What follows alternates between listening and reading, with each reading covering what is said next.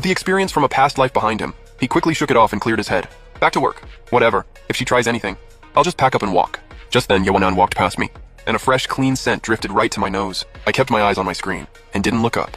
What I didn't notice was that, as Yeonan passed by, she had her hands clasped behind her back, with the faintest smile on her lips. She made it back to her office, pulled out her chair, and the second she sat down, let out a long exhale. Ugh, being CEO is exhausting.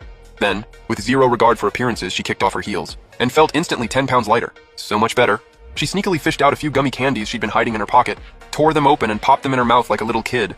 The moment the sweetness hit, the look on her face was pure bliss. Only 18, already stepping into a role that would challenge most 40-year-olds. Academics had always come easy, but high school had brought one moment she could never forget. She'd fallen for that boy, and she'd spent a long time figuring out how to confess. His grades weren't anything special, but he was impossibly good-looking. She remembered one particular morning, warm sunlight, falling across the clean, sharp lines of his profile.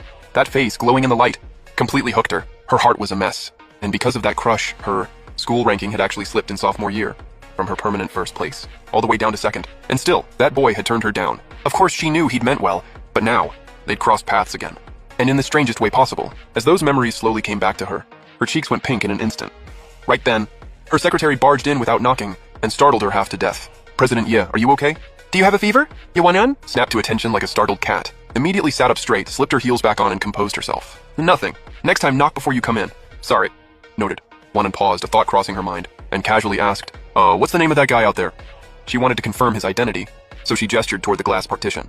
The secretary followed her pale, slender finger and looked over. That's Gu Chen. He's a new video content reviewer, only been here half a month. Pretty diligent, though. After giving that quick answer, the secretary didn't think much of it and produced a heavy stack of documents. President Ye, these are the files you requested. Admin, finance, operations, and so on. Please review at your convenience. Compiling all these documents had been Wanan's prior instruction, so he hadn't dared cut corners, but she barely glanced at the pile before looking back up. No need, I already have a full picture of the company. Give me 2 minutes.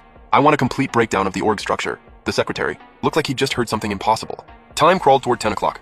I was tired and zoning out, stretching, yawning, when I glanced over and saw the CEO's office door swing open. Out walked a graceful silhouette, fair smooth legs, in a pair of vivid heels, fitted in a sleek, understated black blazer, stunning.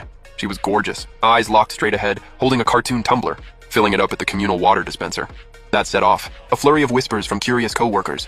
Whoa! The CEO's little tumbler is so cute. Wait, doesn't the CEO's office have its own water dispenser?